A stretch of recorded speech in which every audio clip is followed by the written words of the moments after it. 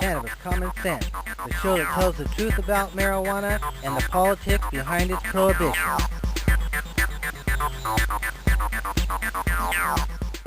Welcome to another exciting edition of Cannabis Common Sense. We have a lot of exciting things going on today, and I don't want to overuse that word, but they are happening. We have Mr. Casper Leach sitting here right next to me, ready to be our joint host. And over in the wings is Mr. John Cornett with some more great music that he'll be opening and closing our show with. We are going to first, of course, come back with our hemp news. We'll be taking your phone calls. If you have questions or comments about ending adult marijuana prohibition, restoring industrial hemp, or helping medical marijuana patients, you can call us at 503-288-4442. That's 503-288-4442. We'll be back in just a second with our hemp news as we bring on, as we are wont to do, our infamous dancing cannabis leaves.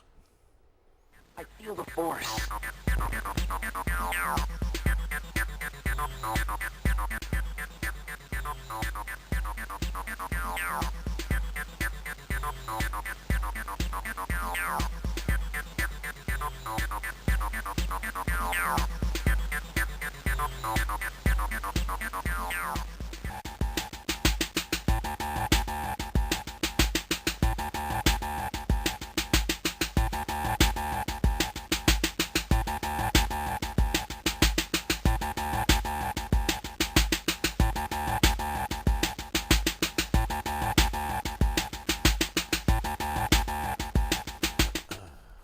All right, for our first wondrous and epic story for tonight, United States Representative Earl Blumenauer, Democrat from right here in Portland, Oregon, River City, wants states to have the right to legalize marijuana. He told KATU during a taping of Your Voice, Your Vote last night. On Friday, he's launching ads for his agenda that are paid for with his own campaign money, totaling hundreds of thousands of dollars. Here's a little video clip about that. I think it's coming. Probably won't be too much longer. We are an all-volunteer show. I like to remind everyone every so often. You know, we're here volunteering our time and effort, but we love to do it. So maybe that video is coming. Live TV, isn't there? Here it comes. Federal drug law says that marijuana is more dangerous than methamphetamines or cocaine, and that is false. You heard that right. Oregon Congressman Earl Blumenauer says pot is not as bad as the feds say it is, and he wants states to have the right to legalize marijuana all across the U.S. He made that stunning announcement during my interview for Your Voice, Your Vote, and tomorrow he's launching ads for his agenda, paid with his own campaign money. We're talking about hundreds of thousands of dollars. Our marijuana laws don't work and cost the government billions. Blumenauer tells me it's time for police to focus on real drug abuse. He says pot should be regulated, taxed, and help fund local government projects. I think we get real, we do the research, we work to keep it out of the hands of kids, and we don't pretend something that's not true. And it's not just Oregon that's going to see Blumenauer's message. He's posting online, hitting other states with his idea of the future of marijuana. Blumenauer is the first congressman we've seen use his own campaign money to push for reform on marijuana laws. And you can see my entire interview with Congressman Blumenauer this Sunday on Your Voice, Your Vote at 9 o'clock, right here on K2. Congressman Blumenauer, we salute you, and we are so grateful that you are our congressman here in River City. You know, next Saturday, 8 days from tonight, 7.5 days, the congressman will be our keynote speaker in our global marijuana march. We have this big march coming up. It's coming up on May 3rd, a week from tomorrow, Saturday, May 3rd. We'll be marching with Congressman Blumenauer through downtown Portland, and he'll be delivering the keynote speech immediately following that march. We hope to bring thousands of you out in the street. There'll be signature gathering on at least 2 and probably 3 different initiatives out there to legalize marijuana. We want you to sign them all and vote yes on them all. But this is the information about the Global Cannabis March. Now, Earl Blumenauer has been an advocate for marijuana legalization, but with our vote last September, last November of 2012, he realized 61% of the people here in Multnomah County are in favor of legalizing marijuana. He's come out as the main advocate in the United States Congress, and now he's announced that he's produced these ads and will spend hundreds of thousands of dollars to propagate these ads. And here's one of those ads right now. We're going to run it. Our marijuana laws don't work and cost the government billions. Let states set their own laws, tax it, use the money to fund education, and let the police focus on real drug abuse. I'm Earl Blumenauer, and I approve this message because it's time. I love this guy. I love Thank you, this guy. Congressman Blumenauer. Standing up for freedom, truth, and your voters support you. You know that. Anyway, we have 3 initiatives in circulation that'll be down at that Global Marijuana March next week. We'll be talking more about R2. But in Alaska, out of Juneau, Alaska, Alaskan voters will decide this November on a proposed initiative to regulate the production and retail sale of cannabis to adults. Although the measure was initially scheduled to go before voters during the state's primary election in August, state officials this week decided to push back the vote to November's general election. The postponement was required because lawmakers failed to adjourn this year's legislative session within 90 days, the standard time allotted under Alaskan state rules. Under Alaska law, ballot initiatives must go to voters no less than 120 days after the end of that year's legislative session. If enacted by voters this November, the measure would legalize the adult possession of up to 1 ounce of cannabis, as well as the cultivation of up to 6 plants for personal consumption. It would also allow for the establishment of licensed commercial cannabis production and retail sales of marijuana and marijuana-infused products to those over the age of 21. Public consumption of cannabis will be subject to a civil fine.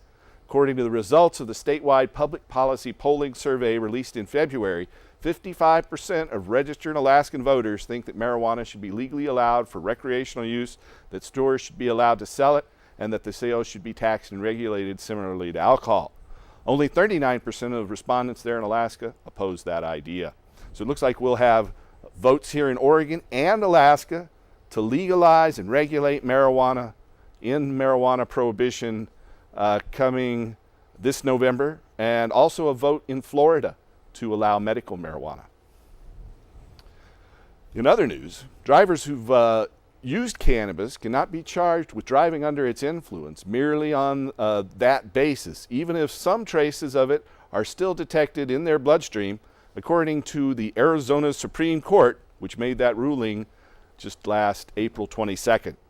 The state Supreme Court justices didn't buy the arguments of the Maricopa County Attorney Office, which argued before the court back in November that drivers whose blood tests reveal the presence of an inactive metabolite of cannabis called carboxy-THC can be prosecuted for impaired driving. The prosecutor was unable to convince the Arizona Supreme Court that the mere presence of the marijuana metabolite, which can remain in the bloodstream for more than 30 days, is valid evidence of actual impairment. Marijuana users break Arizona law when they drive while impaired to the slightest degree, and if they are discovered with metabolites in their blood that are known to impair. But drivers cannot be convicted based merely on the presence of a non-impairing metabolite that may reflect prior usage of marijuana, wrote Arizona Justice Robert Brutinel. You know, one common refrain from those opposed to medical marijuana is that its legalization will increase use of cannabis among adolescents. But a new study indicates that that's just not true. According to a study from the Rhode Island Hospital, which compared 20 years of data from states with and without medical marijuana laws, legalizing cannabis for medicinal use did not lead to any increased use among adolescents, according to a report in Science Daily. The study is published online and will be in the upcoming print journal of Adolescent Medicine. According to Esther Chu, a doctor and attending physician at the Department of Emergency Medicine at Rhode Island Hospital, she said, quote, "Anytime a state considers legalizing medical marijuana, there are concerns from the public about an increase in drug use among teens. In this study, we examined 20 years worth of data comparing trends in self-reported adolescent marijuana use between states with medical marijuana laws and neighboring states without the laws, and found no increase in use that could be attributed to the law. This adds to the growing body of literature published over the past 3 years that is remarkably consistent in demonstrating that state and medical marijuana policies do not have a downstream effect on adolescent drug use, and we feared they might, end quote, Dr. Chu said. A White House official has told Yahoo News that President Obama is prepared to use his pardon power to grant clemency to hundreds, perhaps thousands of people who've been jailed for nonviolent drug crimes. The report said that the administration is making moves that will help it handle petitions that Mr. Obama is planning on signing off on before he leaves office. Last Tuesday, White House counsel Catherine Rumler said Obama has directed the Justice Department to improve its clemency recommendation process and recruit more applications from convicts. The White House's new move would follow in the footsteps of a January announcement that the Obama administration would be taking the unprecedented step of encouraging defense lawyers to suggest inmates whom the president might let out of prison early as part of its effort to curtail severe penalties in low-level drug cases. More good news. And so there was also an article this week about a new book written by former Supreme Court Justice John Paul Stevens. And Justice Stevens wrote, quote, "I really think that's another instance of public opinion that's changed, and recognize that the distinction between marijuana and alcoholic beverages is not really much of a distinction. Alcohol, the prohibition against selling and dispensing alcoholic beverages has, I think, there's a general consensus that it's not worth the cost. And I think really in time, that will be the general consensus with respect to this particular drug, marijuana." So thank you, former Supreme Court Justice John Paul Stevens. So that's the end of some of our epic and wondrous news this week. We're going to jump over to an epic and wondrous musician, Mr. John Cornett. How are you doing, sir? Oh, I'm doing pretty good. I hope I can qualify that statement. Can you turn down this? You got to keep trying. This box here, brother. Thank you very much. Appreciate that. Okay, this is a song I wrote actually a couple years ago, called "Waking Up." Groovy.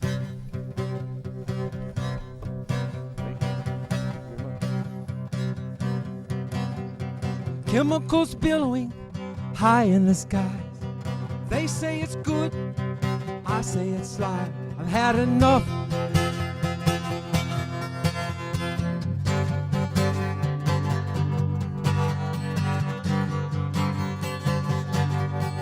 Waking up, waking up, waking up, waking up.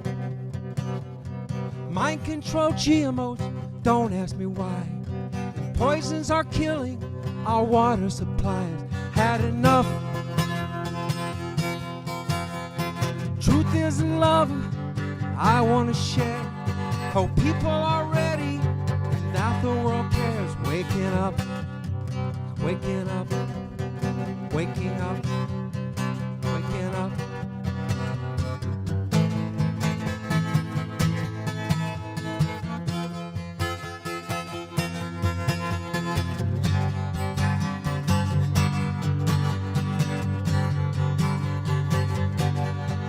Waking up, waking up, waking up, waking up.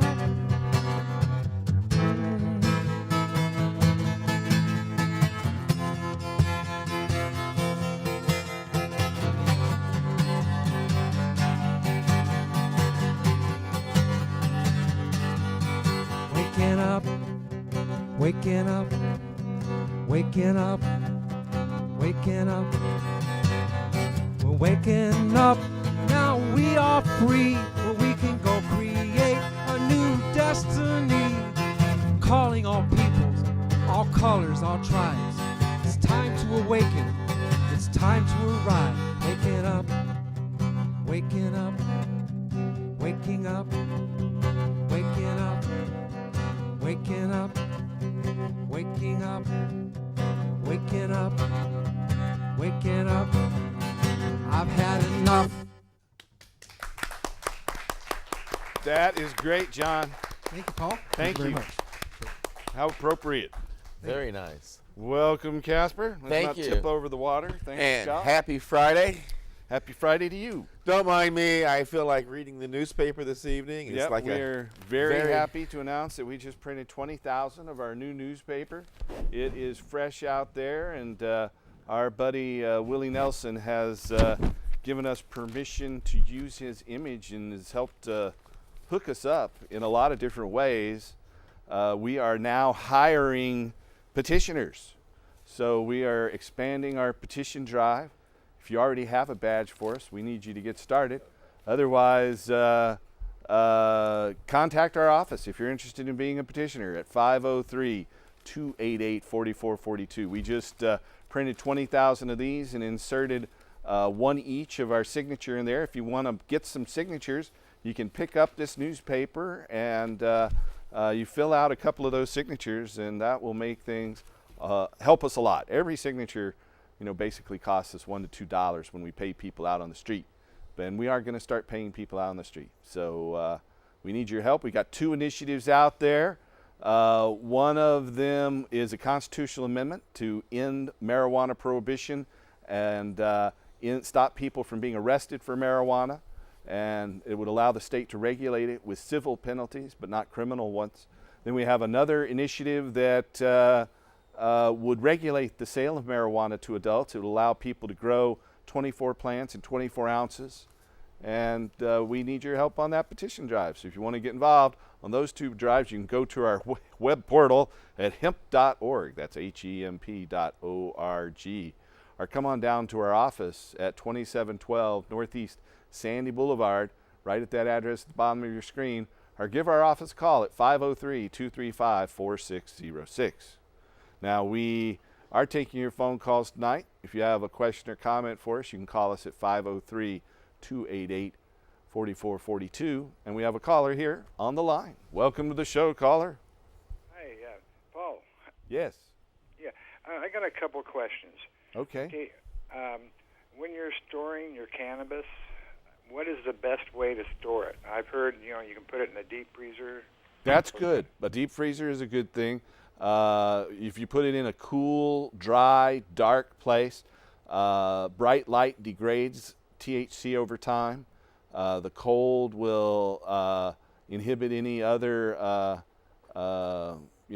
pathogens or mold or mildew or anything. You want to dry it and cure it completely, and then put it in a vacuum-sealed container in a freezer or any other cool, dark place. It doesn't necessarily have to be a freezer. Could be a cool basement or something like that. Okay, and one more question. You guys have any classes on how to grow, like Growing 101? We do. And if you're interested in finding out about our classes, we'll be bringing some experts here to teach classes in the very near future. But to find out more, you can call our other office at 503-281-5100. That's 503-281-5100. And we'll let you know about those. Sounds to me like you're germinating a new project. There's lots of different projects in the wings right now. One more, really. A while back, you brought in a walking stick. Yeah, the hemp stalk. It's a big hemp stalk, nice straight one. Basically male plants are the ones that make the straight stalks. Female plants branch more. How long did it take you to grow that monster? That was about 6 months. Really? Yeah. Oh, cool. That looks great. Yeah, we harvest plants that are 10 to 12 feet tall, and we can grow them from 6 to 12 months like that. If you've ever seen the little plant, the little shop of horrors, that's his plants. You walk by, you can almost hear them say, "Feed me." They're so big and They huge. won't hurt you. No, but they're beautiful, aren't they? I like to think so. Yeah, they are. Yeah, I would like to see them. Well, maybe we'll pop a picture up there in just a minute. We'll see what we can do. All right, thanks a lot. All right, Okay, thank bye-bye. you. So, Casper, it's been an exciting week for you. How's things in the land of time for hemp radio. It has been interesting today. Steve Bloom had Keith Strop on. He talked about some of the things you did, about how even once we get the regulation changed in Congress and on a state level and things are more lax, there's still going to be problems in so many different courtrooms that we have forgotten about, like not just the DUI where people are dealing with keeping their license, but there's going to be a lot of parents, as an example, who are going through custody cases who now, because they have THC in their system, they're not allowed to be around their child without supervision and that kind of thing. And there's other types of laws that come into interaction, people being laid off or let go from their jobs that now could turn around and reap a benefit from unemployment. And these laws need to be changed one by one as well. I honestly thought and still think sometimes in my blind rush to end prohibition that when you wake up one day and the governor has signed off on it or the president has signed off and said, all right, woohoo, it's all over with, that would be the end of it. But no, there's a lot of other laws to unpin and a lot of things to undo. In the state of Colorado, marijuana is now legal for people to go buy, but Eddie Lepp is sitting in jail in Colorado, and he's been there for about 6-7 years now. He's got years more to serve on his sentence. He had a 10-year sentence. There's a lot of people in there for life without the possibility of parole insane. That never hurt another person, never threatened another person, never stole anything. They just didn't have the right evidence to trade or refuse to bargain with the evil empire, the drug prosecutors that put these poor people away for life without the possibility of parole. People lately come up to me and say, oh, you're a hero, you're a big, but years ago we were the villains. They wanted to lock us up and they wanted to throw away the key. Exactly. I personally went through a trial where if I had been convicted, I would have been sentenced to 10 years in federal prison simply for being involved with growing marijuana. Well, and we're still persecuted and punished because if you try to I was acquitted, though. I'm happy to announce. If you try to go and get a legitimate job at Mr. Corporate America, you can't do it unless you can pass a whiz test and all the things that go with that, too. And you can't get student aid. Now, murderers can get student aid. Right. Rapists can get student aid. But marijuana offenders can't get student aid to go to college. You can rape and kill my sister and go to school, but I sell you a joint and I can't? Hello? Something wrong with this. Yeah, that's pretty crazy. So, and then Keith also said that he thought that by the time Barry, what's his name, Obama, leaves office, that he'll probably make it Schedule 3. Well, we can hope. Schedule 3. We'll we hope see. so, Barry. Then there'll be statute. I don't even remember your name Keith. at that point. Was it Obama, right? Michelle's husband. That's the guy. Really nice guy. And nice. Apparently we are soon to be having... he always peddles hope. I remember he came in the office, hope. You can have hope. Well, some of the hope is starting to pay off. But and all too often, hope is like a narcotic because it's the thing that stops you from going out and doing something that you really should just go out and do. Well, let's hope. Let's hope he quits. We can hope that we can stop hoping and actually change things. Exactly. And that's what we're trying to do right here in the state of Oregon with these initiative campaigns. We want you to come in to our office, get involved in that, come down to the Global Marijuana March and see heroic Representative Earl Blumenauer march with us and give a keynote speech at high noon on May 3rd. And we'd like to honor a friend of our organization who's helped us connect the dots and promote change. We have this little video clip that he produced that we're going to run right now. It's coming. Hi, I'm Willie Nelson, and I urge you to support the Oregon Cannabis Tax Act to regulate marijuana and restore industrial hemp. This initiative will end adult marijuana prohibition and let our criminal justice officers focus limited resources on real criminals and not on marijuana users like me. OCTA will also allow farmers to grow hemp for fuel, fiber, and food to create jobs and help our economy. Please support OCTA. Thank you. Right. Nice. Thank you, Willie. And I predicted on my show yesterday and today, of course you didn't, you thought maybe I might be overreaching, but that there would be big warm bear hugs between like Eric Holder and you and DEA agents and us, and in a few months the war is over, and we'll be like singing in the streets, and it'll just going to be Kumbaya, my lord. yeah. Kumbaya. So that was my prediction. Something like that. Yeah. So I'm looking forward to it. So we'll see who's right. Okay. Well, there you Yeah. go. There you Eric go. Holder, My our bro. buddy. There he is. No, every time I said that Christmas was so special. So, if you have a question or comment for us tonight, you can call us at 503-288-4442. That's 503-288-4442. If you're watching here on Friday night, April 25th, 2014, then you can call us. If you're not watching on that night, don't call us because you're watching a taped version, but you can still keep watching the show. But we have a comment from a studio audience member. Go right ahead, sir. Yeah, Paul, when we were talking about the potential for legalizing cannabis for everyone else, do you have any kind of read on how that's going to affect the medical community? Is our overall cost going to tend to go up for those people who aren't prolific growers and have to rely on the market? No. In fact, our initiative says specifically, and I believe the other initiative that's in circulation that might qualify also says that the medical marijuana law remains the same and doesn't change.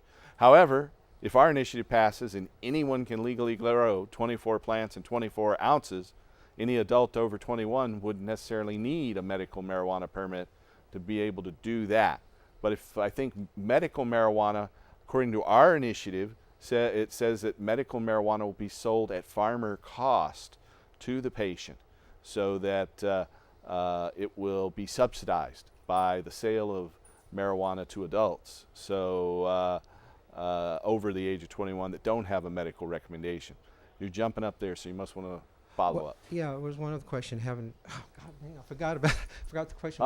Short-term memory loss hits again. Okay, I'll think of it. Okay, good luck with that. So we're out with our new newspaper as well. Oh, someone else has a comment. Go right ahead. I just had a question about what Washington State is doing. How are they planning on supplying their product needs for the recreational smokers? How does that affect medical marijuana users? And can Oregon growers play a role in that?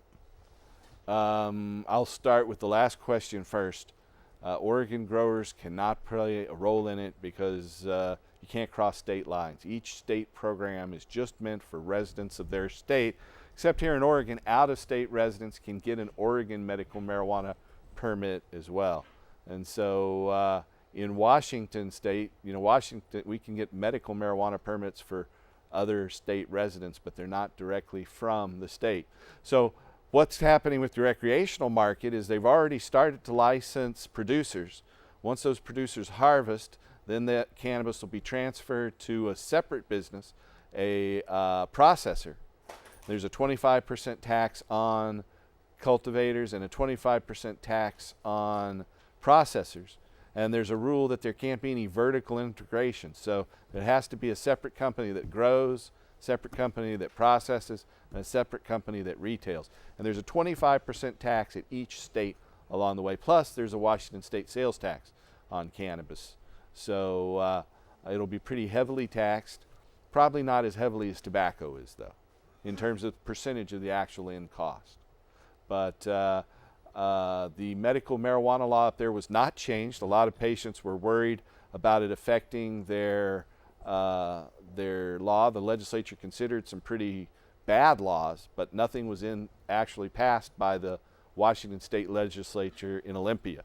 So the law remains as it stands, and patients up there can grow 15 plants of any size and have 24 ounces of medical marijuana. And so and we have found that we haven't really seen a slowdown in people getting the cards, because in Washington State, the way the I-502 law was written was very restrictive. It says that you can only possess 1 ounce. If you have more than an ounce, if you have between 28 and 40 grams, you have a misdemeanor law that requires you to spend at least 1 day in jail. If you have over 40 days under Washington's law, you are a felon. And so also any unlicensed sales remains a felony.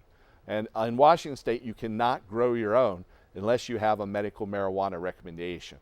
So our proposal in Oregon would allow people to grow 24 plants in 24 ounces without a license. So that's a bit of clarification on your question there. Over 40 days and you're a felon? 40 grams. Oh. 40 grams. If you have more than 40 grams of marijuana in your possession, then you are a felon. Where if you have under 28 grams, it's legal. That's kind of confusing. That's pretty groovy. As long as you don't have over 40 grams, it's groovy. You gotta weigh this stuff out by like the teaspoon. Somebody's got to. Yeah, that's nice. I don't know. Give me a tablespoon. I want to be legal. Here in Oregon, if you give away less than 5 grams, that's Right. simply an infraction. It's only a ticketable offense. If you give it away for no consideration, just a bit of information. And so you've remembered it now. Your memory has come back. Who sits down and writes up all these little rules? It's got to be like lawyers who are bored on the holidays. Lawyers. So again, relative to medical patients and medical patients only, because that's what I am, and that's the only people I have a relationship with respect to cannabis growing. And so, what can It's all you can do legally right now in Oregon, anyway. What can a grower and or a patient expect to be the outcome of all this new legislation that allows clinics to purchase the excess from the growers for the access points? I heard everything from $50 an ounce to, and that which comes out to $800 per pound. So in other words, before we can even expect to get our money back, we have to pay the state $800 per pound. And there's something kind of sick about that. Well, you're talking about the other initiative, number 53. And Initiative 53 does impose a tax per ounce. The initiative number 21 and 22 do not. We say it'll be taxed to discourage illegal import and export and to make cannabis cheap and plentiful and eliminate the black market. But we don't set what the actual tax will be.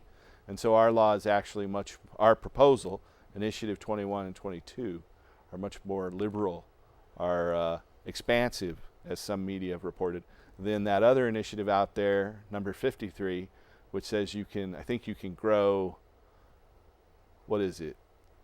I think 4 plants and 4 ounces. I think that's it. 4 plants and 4 ounces is what 53 says. So, and then it establishes felonies if you go over 8 plants and 8 ounces, I believe.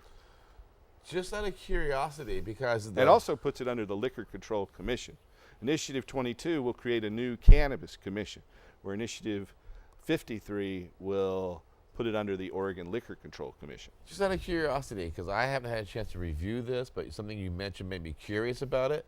You know, the opponents to legalization are normally the police departments and the prison guards and the staff and all that. Those with a vested economic interest in punishment. What kind of an impact are these new laws now having on those industries? Any idea? Are they losing jobs? Are they laying off? Are they cutting back? Are they setting our, no? No? They aren't cutting back. They aren't laying off. I guess there's been a cutback at the federal level in the DEA to some degree, but not a large one. Not a large one. Yeah. If you have a question or comment for us tonight, give us a call at 503-288-4442. That's 503-288-4442. We'll be taking your phone calls right up to the top of the hour. So life goes on. And the Supreme Court Justice coming out this week, former Supreme Court Justice John Paul Stevens, that's huge. There were just a number of epic stories. That story was amazing. Earl Blumenauer spending hundreds of thousands of his campaign dollars. Is he running for president? He should, maybe, but not right now. Because he'll get that vote if he does it. Well, that's what I've been saying for years. You know, I've been saying that when a Democrat grabs hold of this issue and realizes the kind of popular support that it can engender, it'll be much the way that FDR or Franklin Delano Roosevelt grabbed hold of the people's passion when he ended alcohol prohibition. You know, he built the biggest coalition for the Democratic Party and brought out more Democratic votes than any other politician in the history of the United States. You know, so when a Democrat starts to do that, then we'll see them build a huge coalition around that, and I believe that's what's happening. But you know, we've also been endorsed by the Republican candidate from the Republican Party that is running against Blumenauer, this And so, and we've been endorsed by the Liberty Caucus of the Republican Party of the state of Oregon as well, with our constitutional amendment number 21. Well, Gatewood Galbraith always told me, as a personal friend, if he won the governor's office, that privately, when the press was not around, that he and I and a few other people would smoke out in the governor's office. Now, do you and Blumenauer have anything like that? Or, you know, if he wins the White House, you're going to be like chiefing out? No. You know, I got to hang out with Willie Nelson in Maui last week. I got to brag a little bit. And I've got some interesting stories about that I won't share here right now. But he smoked marijuana on the roof of the White House. He did with Billy one of the Carter brothers, not Billy, but one of Jimmy Carter's two boys, and he won't say which one. Yeah. He all these years refuses to out that Carter son. That's nice. That's nice. Yeah. If you ain't there, you don't need to know. I guess not. But it's well known that he smoked marijuana on the roof of the White House back in Jimmy Carter's administration. Oh, hell yeah. We love you, Willie. Yep. You know, we have another video from way back in 1943. Good Lord. You know, marijuana was prohibited in a federal act, the Marijuana Tax Act of 1937. And then World War II came along in 1941, 42, and the Japanese cut off all our fiber from the Asia and the Philippines that we used for rope and canvas. So we had to start cultivating hemp again. And the United States Department of Agriculture created this video called Hemp for Victory, where they educated farmers about cultivating hemp. So here it is, 1943, the United States Department of Agriculture, Hemp for Victory.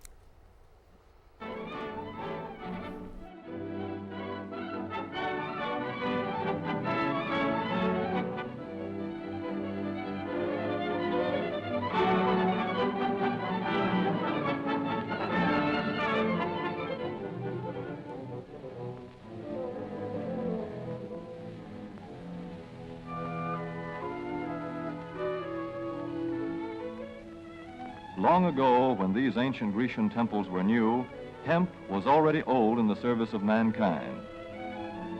For thousands of years even then, this plant had been grown for cordage and coarse cloth in China and elsewhere in the East.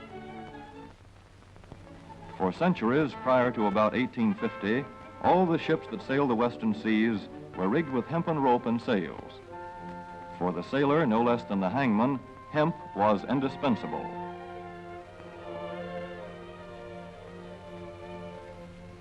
A 44-gun frigate, like our cherished old Ironsides, took over 60 tons of hemp for rigging.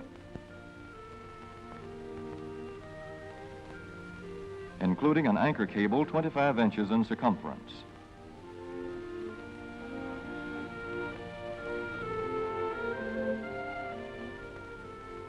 The Conestoga wagons and prairie schooners of pioneer days were covered with hempen canvas. Indeed, the very word canvas comes from the Arabic word for hemp. In those days, hemp was an important crop in Kentucky and Missouri.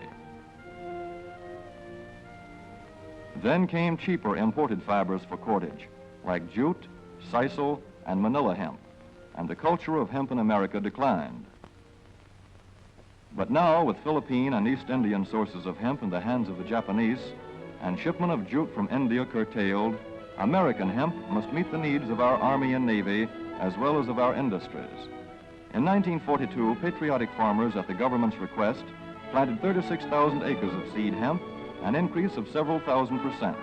The goal for 1943 is 50,000 acres of seed hemp. In Kentucky, much of the seed hemp acreage is on river bottom land such as this, along the Kentucky River Gorge. Some of these fields are inaccessible except by boat. Thus, plans are afoot for a great expansion of the hemp industry as a part of the war program. This film is designed to tell farmers how to handle this ancient crop, now little known outside Kentucky and Wisconsin. This is hemp seed. Be careful how you use it. For to grow hemp legally, you must have a federal registration and tax stamp. This is provided for in your contract. Ask your AAA committeeman or your county agent about it. Don't forget, Hemp demands a rich, well-drained soil such as is found here in the bluegrass region of Kentucky or in central Wisconsin.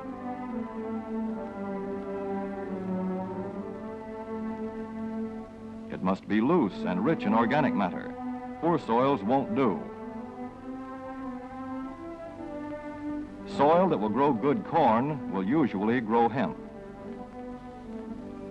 Hemp is not hard on the soil. In Kentucky, it has been grown for several years on the same ground, though this practice is not recommended. A dense and shady crop, hemp tends to choke out weeds. Here's a Canada thistle that couldn't stand the competition. Dead as a dodo. Thus, hemp leaves the ground in good condition for the following crop. For fiber, hemp should be sown 5 pecks to the acre. With drill, the closer the rows, the better. These rows are spaced about 4 inches. This hemp has been broadcast. Either way, it should be sown thick enough to grow a slender stalk.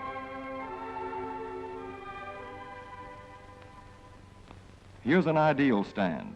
The right height to be harvested easily, thick enough to grow slender stalks that are easy to cut and process.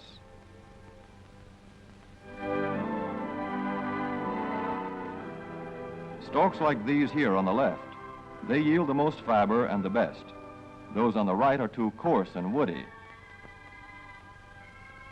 For seed, hemp is planted in hills like corn, sometimes by hand. Hemp is a dioecious plant. The female flower is inconspicuous, but the male flower is easily spotted. In seed production, after the pollen has been shed, these male plants are cut out. These are the seeds on a female plant. Hemp for fiber is ready to harvest when the pollen is shedding and the leaves are falling. In Kentucky, hemp harvest comes in August. Here, the old standby has been the self-rake reaper, which has been used for a generation or more. Hemp grows so luxuriantly in Kentucky that harvesting is sometimes difficult, which may account for the popularity of the self-rake with its lateral stroke.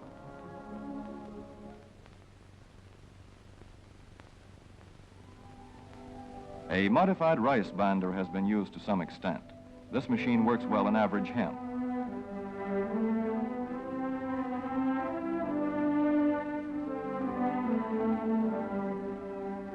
Recently, the improved hemp harvester... Say that now. Can I? Really?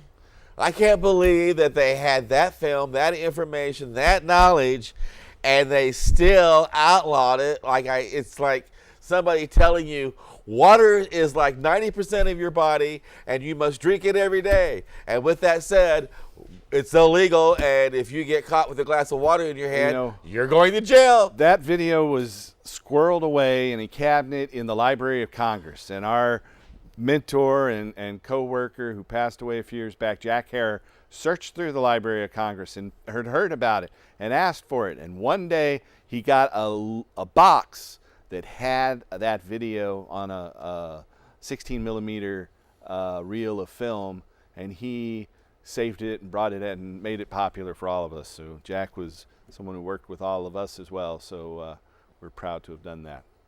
Let's see, we have someone here in the studio audience. They have brought in the Cannabis Club Crawlers, as the medical marijuana patients are able to join in our weekly ritual of crawling from club and dispensary to each other. How are you doing tonight, Ann? Is it crawling or floating? Do they float or crawl? What do you say? Well, it depends on how medicated everybody are. So, everybody is. But tonight, I just wanted to tell you where we went. Where did you go? We headed over to 50 Trees. They're over at 102nd and Division. They just reopened after a bunch of renovations, so they've kind of switched around a couple of rooms. Congratulations on reopening. We wish you lots of success. Yeah, totally. And they're really nice people, too. We always love crawling there with them. Then we headed over to Pure Green, which is one of our favorites, of course. Nice people there. We love you at Pure Green. Hello. Yes, they're big supporters of the campaign and the Cannabis Club Crawl. They're so hopefully at all of these places now, you'll be able to go by and pick up our newspaper that has our petitions inside it. So if you are a medical patient or a caregiver or grower, you can go to these places and get the petitions as well as our office. Isn't that right, Ann? That is right. And just wanted to talk a little bit more about Pure Green. They're over at 3738 Northeast Sandy. They're And where? 3738 Northeast That was Sandy one of the Boulevard. first. They got a legal license to be able to do it. That's one of the first places that got an alcohol license in the state of Oregon as well. So they were among the first locate. Of course, not the same people, but they got that location on Sandy in the Hollywood neighborhood was one of the first liquor stores in the state, and it remained a liquor store until just a couple years ago. But now it's a bud store. It's a bud store. They know where It's the a money's medical at. marijuana right? dispensary. There you go. So now if we can just end prohibition on cannabis, there will be a second run of prohibition that's been ended in that building. Did you go anywhere else outside of our TV show here? Yes, we did. We actually headed over to Northwest, over at 1327 Northwest Kearney. What's that? Oregon's finest. Finest what? Finest flower in town, that's for sure. Nice. Make everybody aware of that. Where's that at again? That's at 1327 Northwest Kearney. Well, we appreciate you folks out there, these dispensaries, for supporting our work and our initiative, and we're happy to support you in return. Just go down there and pick up our petitions and help us get some signatures, folks. Every signature you get is like donating $1 or even $2. Can't people find this newspaper at these addresses? Yes, they can. Just say. In addition to our office at 2712 Northeast Sandy Boulevard. Where's that at? 2712 Northeast Sandy Boulevard. It'll Thank pop you. up there on the screen any second now. Cool. There it is. There it is. Also, if people are interested in having petitions in their businesses, they can reach out to me at cannabisclubcrawl@gmail.com, and I will gladly drop some petitions off and pick them up again. Or call our office there at 503-235-4606. And what was that email again? That's cannabisclubcrawl@gmail.com. And I want to remind our viewers that we are hiring petitioners. If you want to go out and earn money and go up to strangers and ask them, are you a registered Oregon voter? Will you sign these 2 marijuana petitions? We're looking for you. So give us a call at that number there on your screen. It's 503-235-4606. Admittedly, it's a temporary job, but if you do really, really well, we might try to find something else for you to do. And it takes someone special. You're going to be outgoing and able to talk to the public, which, while I don't do it, I'm pretty shy. It's kind of hard for me to open up. But if you're able to reach out to people, we can use you. He's a shy guy. You never would have guessed it, right? Anyway, do we have a caller still on the line there? Let's take that caller that's still on the line. No, that caller's not still on the line. They got tired of waiting. Who can blame them? Joe Grumbine's going to bring a show to our network in another week or two. Groovy. I don't know who that is, but that's cool. He fought a case in California and won. And I know I recognize the name from somewhere. And he's done radio, and he's got a lot to bring to the network, so I'm looking forward to that. I know next Thursday we have Neil Franklin of Law Enforcement Against Prohibition, former police lieutenant in the Maryland State Police. He is now an outspoken advocate of ending marijuana prohibition and stopping the drug war. It's an organization called Law Enforcement Against Prohibition. They have officers all over the country, including here in Oregon and Washington. So tune in to Casper's radio show on Thursday to hear Neil Franklin. We should have him out here sometime soon for our events. He has said they've already endorsed our 2 petition drives, so that's a good thing. I got to say, every Wednesday on the Time for Hemp broadcast is Leap Day, Law Enforcement Against Prohibition. And those people really are a hard-working Peter Christ group is of people. usually the... He is. And he's one of the founders of Leap. He is. He's the joint founder, as he likes to say now. And he's also the joint host of the program. But, you know, these people get out and talk around the United States, usually on their own dime. And they really put a lot of effort into making it to all the events around the United States and to be there when there are people who are trying to change minds in communities. So if you're looking for a good group of people, the Law Enforcement Against Prohibition is an organization you should check out. LEAP.cc. It's a shameless plug, but they are just a wonderful bunch of people who are really fed up with these laws, these prohibition laws. They know it's an inept policy. They recognize that prohibition They have is to a fight on the luxury front item. lines. And do. I know in Neil Franklin's case, he says the day that really changed him is when one of his best friends, father of 3 young children, was murdered in a cocaine ripoff deal.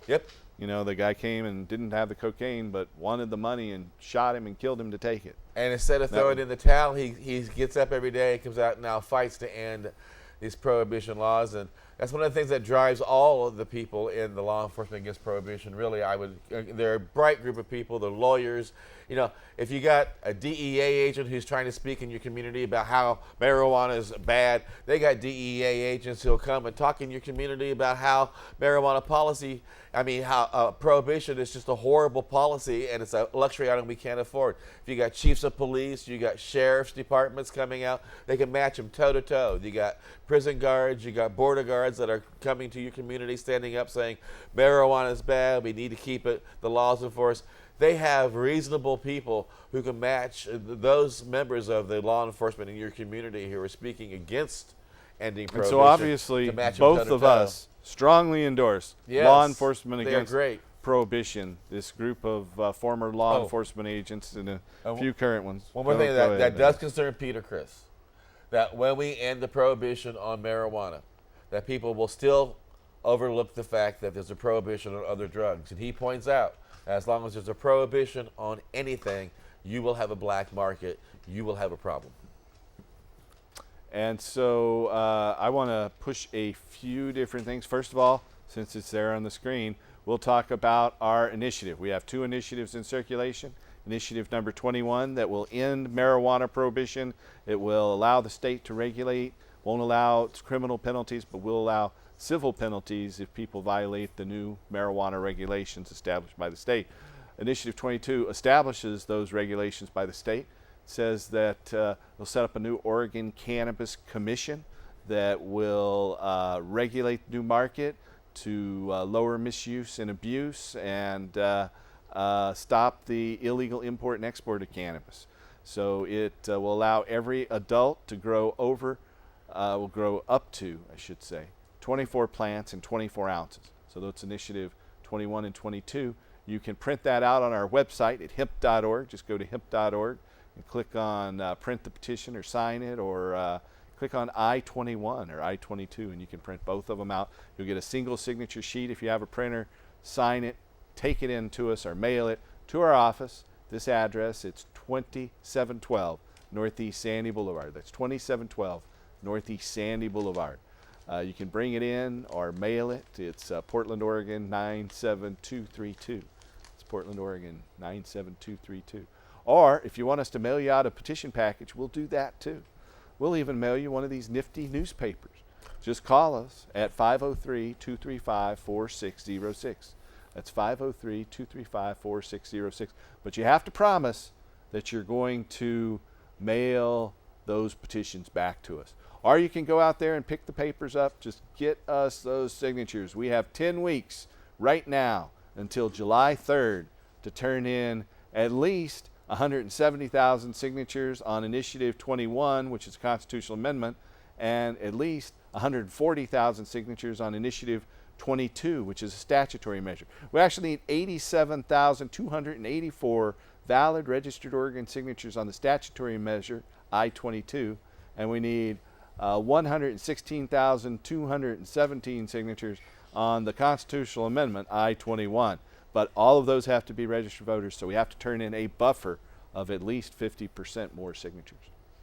So with that shameful plug, we'll jump over to another one. If you or a loved one suffer from chronic pain, spasms, any of the conditions for which medical marijuana can be recommended, you can call our office at 503-281-5100. Here in the Portland area, that's 503-281-5100. And we have medical clinics from Maine to Hawaii and many points in between.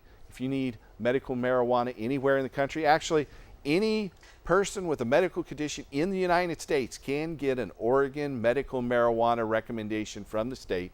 And you can get more information by calling us toll free at 1-800-723-0188. It's 1-800-723-0188. We're about out of time. We are. I want to remind all members of the DEA and Homeland Security, when you show up to the marijuana march here in Oregon, if you present yourself, come out from undercover, you'll get a complimentary fruit basket and a Hershey bar. So let us know that you're there. Okay. Yeah. Jasper? Thank you folks for watching. We're going to go out on another great song by Mr. John Cornette. Tune in next week and help us restore him. Some folks like tomatoes, some like rhubarb pie. I like when my vegetables get me a little high. May not be for everyone, may not fit your needs, but this incredible edible vegetable is more than just a weed.